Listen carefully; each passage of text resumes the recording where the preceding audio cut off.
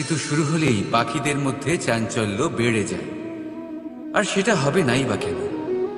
বাসা ভেঙে যায়, বৃক্ষ ভেঙে পড়ে, প্রত্যেক পাখি তার থাকার জন্য একটা নতুন জায়গার, একটা ছায়ার, একটা ছাদের খোঁজে থাকে। শুধু একটা পাখি এসব কিছুই করে না। না তো তার এসব সমস্যা নিয়ে কোনো চিন্তা থাকে, না কোনো দরকার পড়ে। আর সেই পাখি হলো বাজ। সেই সব সমস্ত ছোটখাটো সমস্যার থেকে অনেক দূরে ওপরে উড়ে বেড়ায়, মেঘের থেকেও অনেক উঁচুতে। তাই এই সব ছোটখাটো সমস্যা যা আপনার জীবনে এসে থাকে, এই সব নিজের চারপাশকে ঘিরতে দেবেন না। নিজের চিন্তা ভাবনাকে অনেক উঁচুতে রাখুন। আপনার সমস্ত সমস্যা নিজে থেকেই নিচে চলে আসবে। রাধা রাধা। আপনি কখনো কোনো ইঁদুর দেখেছেন? তার সবসময় কিছু না কিছু চাই, ঠোকরাতে থাকে সারা দিন সারা রাত। কখনো আপনার রান্নাঘর থেকে কিছু নেবে, তো কখনো ভাড়ার ঘর থেকে কিছু নেবে। কখনো আপনার জামা ছিঁড়বে, কিছু তুলে নিজের গর্তে নিয়ে চলে যাবে। কিন্তু আপনি দেখুন, সে কখনোই সন্তুষ্ট হয় না, ওর পেট কখনোই ভরে না। ঠিক তারই বিপরীত হলো নদী। কারোর থেকে কিছুই নেয় না, শুধুই দান করে। নিজের জল এই প্রকৃতিকে বিলিয়ে দেয়, এই ধরাকে ভিজিয়ে বয়ে চলে, এই প্রকৃতিকে একটা নতুন জন্ম দেয়। আর এই নদী যে সবসময় শুধুমাত্র দান করে, আপনি দেখবেন এই নদী কখনোই খালি হয়ে যায় না। এটা থেকে আপনি কি শিখলেন? যে সবসময় ছিনিয়ে খায়, সে সবসময় অভুক্তই থাকে। যে ব্যক্তি সবসময় সবাইকে দান করে, তাকে এই ক্ষুধা কখনোই জ্বালায় না। যে ইঁদুর যে সবসময় ছিনিয়ে খায়, একলা হয়ে যায়, তার শত্রু তৈরি হয়। সেখানেই নদী যে সবসময় সবাইকে দান করে, তাকে মানুষ মা ভেবে তার পুজো করে। তাই ছিনিয়ে নয়, দান করাতে বিশ্বাস রাখুন। আর আসুন আমার সাথে ভালোবেসে বলুন, রাধা রাধা। কোনো ব্যক্তির ব্যক্তিত্ব কিভাবে তৈরি হয়? আপনার কি মনে হয় যে ব্যক্তি জন্ম থেকে তার স্বভাব নিয়ে জন্মায়? নাকি আপনার মনে হয় যে এই প্রকৃতি ব্যক্তির জন্য তার নিয়তি রচনা করে? না, এরকম একেবারেই হয় না। আমি আপনাকে বোঝাচ্ছি। যখনই বৃষ্টি পড়ে, কোনো বিন্দুর দিকে দেখবেন। এবার এই বিন্দু যেখানে পড়ছে, তার উপরে নির্ভর করছে তারপর কি হবে। যদি এই বিন্দু পড়ে কোনো ক্ষেতের ওপরে, তাহলে কোনো নতুন ফসলের জন্ম দেবে। যদি সেই গরম কড়াইতে পড়ে, তাহলে বাষ্পীত হবে। যদি সে কোনো সাপের মুখের ভেতরে পড়ে, তাহলে বিষ তৈরি হবে। ঝিনুকের ভেতরে পড়লে মুক্ত তৈরি হবে। যদি কোনো পাতার ওপরে পড়ে, তাহলে শিশির তৈরি হবে। একই বিন্দু, কিন্তু তার সঙ্গত তার ভবিষ্যৎ এবং ব্যক্তিত্ব নির্ধারণ করবে। এবার এটা তো শুধুমাত্র এক বিন্দু, তার কাজ হলো শুধুমাত্র পড়া। কোথায় সেটা সেও নির্ধারণ করতে পারে না। কিন্তু আপনি হলেন মানুষ। আপনি বাছাই করতে পারবেন যে আপনার সঙ্গী কারা হবে, কাদের সাথে আপনি মেলামেশা করে বড় হবেন। তাই তা ভালোভাবে করুন, কারণ এই নির্বাচন আপনার হাতে। কারণ এই জীবন আপনার, ভবিষ্যৎ আপনার। এবার আপনি মহান হতে চান কি না, তার নির্ণয় আপনাকেই করতে হবে। আসুন আমার সাথে ভালোবেসে বলুন, রাধা রাধা। সুরক্ষা প্রত্যেক ব্যক্তির জন্য গুরুত্বপূর্ণ, কিন্তু এটাই মানুষের সবথেকে বড় শত্রু। কিভাবে? ভেবে দেখুন। একজন মানুষ যখন একটা সুরক্ষিত পরিবেশে থাকে, তখন তার মধ্যে আলস্য চলে আসে। সে জানে যে আমাকে না ভবিষ্যতের জন্য কিছু করতে হবে, আর না আজকের জন্য কিছু করতে হবে, শুধুই জীবন যাপন করতে হবে। এই সুরক্ষা কবচ থেকে বাইরে বেরোনো অত্যন্ত জরুরি। ভাবুন, পাখি যে তার সন্তানকে জন্ম দেয়, কিছুদিন পরে তাকে তার বাসা থেকে বের করে দেয়। কেন? যদি এরকম না করে তাহলে সেই সন্তান জীবন কাটাতেই শিখবে না। যদি তাকে ডাল থেকে নিচে না ফেলে দেয়, সেই সন্তান উড়তেই শিখবে না, তার পাখনা শক্তিশালী হবেই না, সে তার নিজের বাসা তৈরি করার চেষ্টাই করবে না। পাখি তার বাসা তখন তৈরি করে যখন তার অভিভাবক তাকে ত্যাগ করে। মনে রাখবেন, আপনি সুরক্ষা কবচের বাইরে বেরোলে বিপদ অবশ্যই আসবে, যার জন্য আপনি সতর্ক হবেন, তার মোকাবিলা করবেন, শক্তিশালী হবেন। এবার সেই বিপদ যাতে আর না আসে সেই জন্য আপনি পরিকল্পনা করবেন। তাই যদি আপনি নিজের বিকাশ চান, তাহলে যখনই আপনার মনে হবে যে আপনি একটা সুরক্ষিত পরিবেশে রয়েছেন, সুরক্ষিত কবচের মধ্যে রয়েছেন, তখন সেখান থেকে বাইরে বেরোন। সেখানেই পাবেন আপনার বিকাশ। রাধা রাধা। এই উই ধরা গাছের গুড়ি দেখতে পাচ্ছেন আপনারা? কোনো এক সময় এটা একটা সুগঠিত কাণ্ড ছিল। কোনো একদিন এক সুদূর বন থেকে একটি উই পোকা এখানে আসে, এতে বাসা বানায়। এই গাছের গুড়ি তখন কোনো প্রতিবাদ করেনি। তারপর দেখতে দেখতে সময়ের সাথে আরো উই এখানে জমাট বাঁধে, আর ক্রমাগত তাদের সংখ্যা বাড়তে থাকে। আর দেখতে দেখতেই এই কাঠের গুড়ি আর প্রতিবাদ করার মতো অবস্থাতেই থাকে না, নিজেই এক শুকনো কাঠে পরিণত হয়। কিছু বুঝতে পারলেন? অসৎ সঙ্গ, অসৎ অভ্যাস সময় থাকতে থাকতে বন্ধ করে দিন। আর যদি এরম না হয়, এ আপনার জীবন চক্র স্তব্ধ করে দেবে। রাধা রাধা। এই পাত্র দেখছেন আপনারা? কি সুন্দর এটা! জলকে শীতল রাখে আর ঘরকে সুন্দর। এবারে ভাবুন, যদি এই পাত্র আমার হাত থেকে পড়ে যায় তাহলে? ভেঙে গেল, তাই না? এবার কি হবে? আপনি বলবেন সহজ ব্যাপার, আরো একটা পাত্র কিনে নাও, এক মুদ্রায় পেয়ে যাবে। এই পাত্রের বাস্তবিক মূল্য আপনি যদি জানতে চান, তাহলে সেই কুম্ভকারকে জিজ্ঞাসা করুন, যিনি এই পাত্র বানিয়েছেন। কতটা পরিশ্রম করতে হয়েছে ওনাকে তা জিজ্ঞেস করুন। সর্বপ্রথম তিনি সেই মাটি মেখেছেন, তারপর তাকে চাকায় বসিয়ে গঠন করেছেন, তারপর কতবার চেষ্টা করে তাকে সঠিক আকার দিয়েছেন, তারপর আগুনের তাপে পুড়িয়ে তাকে কঠিন বানিয়েছেন, তারপর রং করে তাকে সাজিয়ে আমাদের সামনে প্রস্তুত করেছেন। এত পরিশ্রম দ্বারা তৈরি এই পাত্র আমরা স্বল্প দামে নিজের করে নিলাম। এটাই হয় পরিবারের সাথে। অনেক সময় মানুষ আবেগের বশে, স্বার্থের কারণে এই পরিবারকে ভেঙে ফেলে। কখনো ভেবেছেন সেই মাতা পিতার বিষয়, যারা সেই পরিবারকে গড়ে তুলেছেন, তাকে আগলে রেখেছেন, পালন পোষণ করেছেন? কখনো ভেবেছেন সেই বিষয়? ভবিষ্যতে যদি কখনো এরকম কোনো চিন্তাধারা মাথায় আসে, এমন কোনো ভাবনা আসে যার কারণে আপনি পরিবারকে ভাঙতে চলেছেন, নিজেকে আটকে নিন। নিজেকে মনে করান সেই মাতা পিতার বিষয়ে, ওনাদের পরিশ্রমের বিষয়, ওনাদের ধৈর্যের বিষয়, তাদের প্রেমের বিষয়।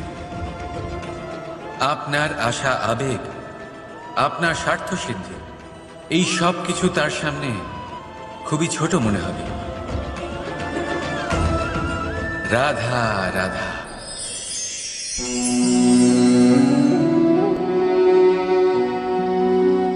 করে দিলাম শেষ।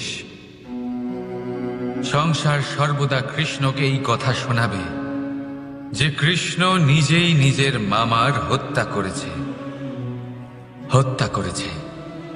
কিন্তু এটা সময়ের প্রয়োজন ছিল। আর এই কিন্তু হত্যা নয়, বধ ছিল।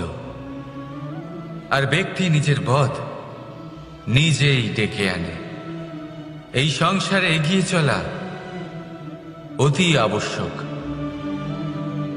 কিন্তু কোথায় নিজেকে থামাতে হবে সেটা জানা তার চেয়েও বেশি আবশ্যক। আর যে এটা বুঝতে পারে না, তার অন্ত সুনিশ্চিত। যে ব্যক্তি নিজের ভুল বুঝতে পারে তার মুক্তি লাভ হয়, আর যে স্বীকারও করতে পারে না তার বধ সুনিশ্চিত। মথুরার রাজা কংস, তার বধ এই জন্য হয়নি কারণ সে আমায় হত্যা করার প্রয়াস করেছে, আমার মাতা পিতা বা আমার দাদুকে বন্দী করেছে। ওর বধ এই জন্য হয়েছে যে ওর ঘৃণা প্রেমের সীমায় আসা সত্ত্বেও থামেনি। কংস মামা এটা কখনো বোঝেনি যে নিজেকে কখন থামাতে হবে, আর যা কিছু সে করেছে, যত পাপ সে করেছে, তা নিয়ে কখনো মন্থনও করেনি। অনেকবার বোঝানোর পরেও সব সময় প্রেমের থেকে মুখ ফিরিয়েছে। আর কি করল? শুধুই ঘৃণার দ্বারা এই ভালোবাসার ক্ষতি করার চেষ্টা করল। তাই মনে রাখবেন, এই সংসার, এর জীবন শক্তি হল প্রেম। আর যে এই প্রেমের ক্ষতি করার চেষ্টা করবে তার অন্ত, তার বধ সুনিশ্চিত। রাধা রাধা। সূর্যের তাপ এতটাই প্রখর হয় তা সমস্ত বনস্পতিকে শুষ্ক করে দেয়। পুকুর হোক, নদী হোক, সরোবর হোক, সমস্ত শুষ্ক হয়ে যায়। কিন্তু আপনি কখনো শুনেছেন সূর্যের তাপে সমুদ্র শুকিয়ে গেছে? এমন কখনোই হয় না। আর এর পেছনেই লুকিয়ে রয়েছে এক অমূল্য জীবনের শিক্ষা। সমুদ্রের মতো নিজেকে ধৈর্যশীল করে তুললে, নিজেকে সংযমী করে তুললে, সূর্যের তাপ আপনার কোনো ক্ষতি করতে পারবে না। আপনার অন্তর থেকে সেই তাপ বাষ্পায়িত হয়ে মেঘ তৈরি হয়ে সূর্যকে ঢেকে দেবে, আর তারপর হবে শুধু সাফল্যের বৃষ্টি। তাহলে আসুন আর আমার সাথে ধৈর্যের সাথে বলুন, রাধা রাধা। মানুষ অসুস্থ কেন হন? শারীরিক দুর্বলতার কারণে? না, মানুষ অসুস্থ হন তার মানসিকতার কারণে, তার বিবেকের কারণে, তার কর্মের কারণে, তার ক্রোধের কারণে। আর যখন কেউ সুস্থ হন, ঠিক হয়ে যান, তার মানে এটা নয় যে শুধু ওষুধের জন্য তিনি সুস্থ হয়েছেন। না, এটা কারোর তার প্রতি প্রেমের প্রভাব, বিশ্বাসের প্রভাব, সম্বলের প্রভাব। শুধুমাত্র ওষুধ দিয়ে কিছুই হয় না। যদি মনে প্রেম থাকে, বিবেক থাকে, বিশ্বাস থাকে, সম্বল থাকে, তবেই সেই ওষুধ কাজ করতে পারে। তাই মনে রাখবেন, এই জীবন হলো অত্যন্ত ছোট। মনে প্রেম ভাব রাখুন, মিত্রতা করুন, শত্রুতা নয়। ভালোবাসুন, বিদ্বেষ নয়। আর এই ভালোবাসার সাথেই বলুন, রাধা রাধা। মানুষ জীবনে সব সময় চিন্তা করে, ভাবতে থাকে যে তার জীবনে কতই না সমস্যা। তারপরে নিজের আশেপাশে দেখে আর ভাবে যে সবাই কত প্রসন্ন, শুধু আমার জীবনেই সমস্যা আছে। কিন্তু বিষয়টা তা নয়।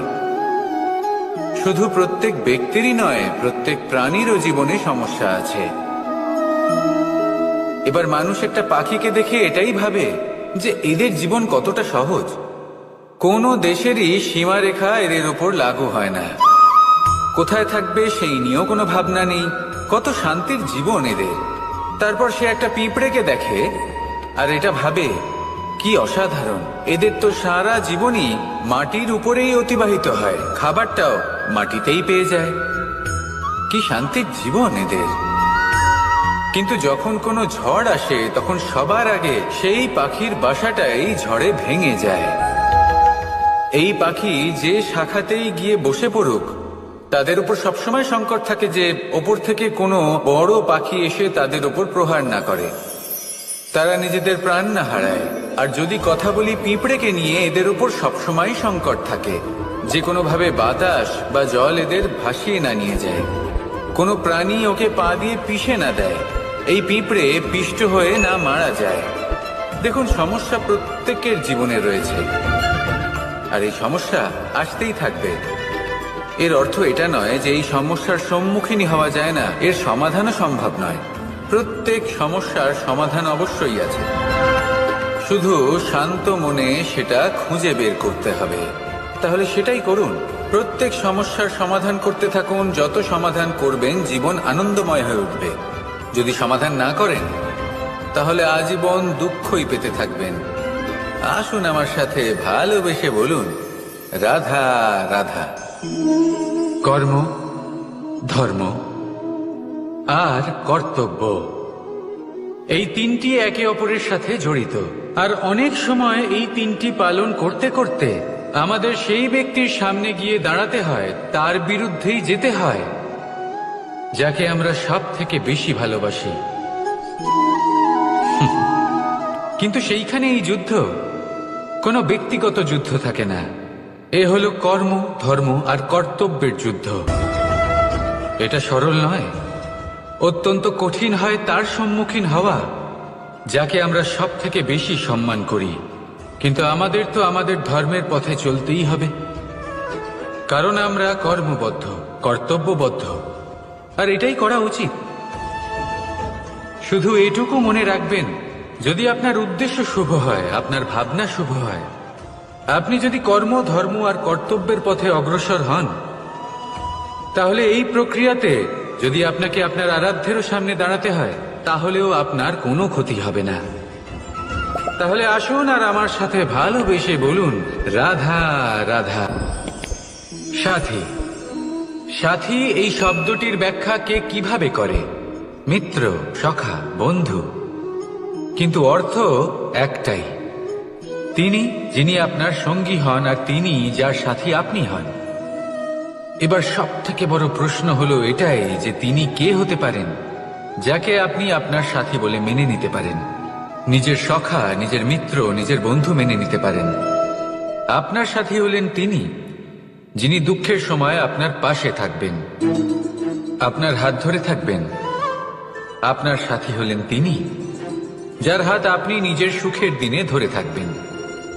সেই সাথীরই হাত ধরুন যিনি দুঃখে সবসময় আপনাকে সাহায্য করার জন্য তৎপর হয়ে থাকেন, আপনার পাশে থাকেন, আর যাকে সুখের দিনে আপনি আপনার সাথে রাখতে পারেন।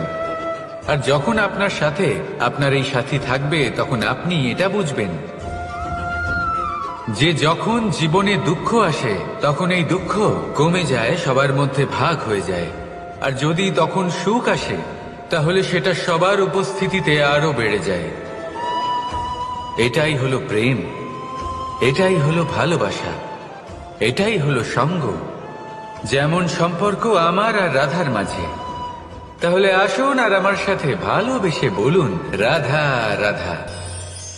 মানুষ এক অত্যন্ত বিচিত্র প্রাণী, পরিকল্পনা করে, ষড়যন্ত্র করে, প্রচেষ্টা করে, কাউকে পরাজিত করার চেষ্টাও করে। সাপকে একটা দড়ি মনে করে হাতে চেপে ধরার চেষ্টা করে, কিন্তু একটা কথা বুঝতেই পারে না, সময়ের এই সাপ, এটা হাতে চেপে ধরাই যায় না। আর আপনি যা করবেন তা আবার ফিরে আসবে আপনারই সামনে। দেখুন, এতে কিছুই যায় আসে না যে আপনি কুম্ভকারের পুত্র নাকি কৃষ্ণের পুত্র। যদি আপনি অনুচিত কর্ম করেন, তাহলে আপনার সাথেও অনুচিতই হবে। অশুভ কর্ম করলে আপনার সাথেও অশুভই হবে। কুরু বংশ অত্যন্ত মহান বংশ ছিল। এই কুরু বংশ কি হলো তার সাথে? একটা গোটা বংশ বয়ে গেল, কারণ ওনাদের উদ্দেশ্য অশুভ ছিল। অন্যদিকে 5 জন বনবাসী পাণ্ডব মহাভারত বিজয়ী হলেন, কারণ তাদের উদ্দেশ্য শুভ ছিল। তাই মনে রাখবেন, শুভ অগ্নি প্রজ্বলিত করবেন, শুভ তাপ সঞ্চার হবে। অশুভ অগ্নি প্রজ্বলিত করবেন, নরকেই জ্বলতে হবে। তাহলে আসুন আর আমার সাথে ভালোবেসে বলুন, রাধা রাধা।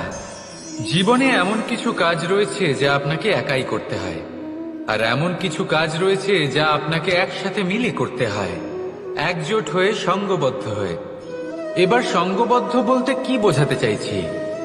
আমি তাদের কথা বলছি না যারা বাস্তবিকভাবে একে অপরের সাথে কাজ করেন, আমি তাদের কথা বলছি।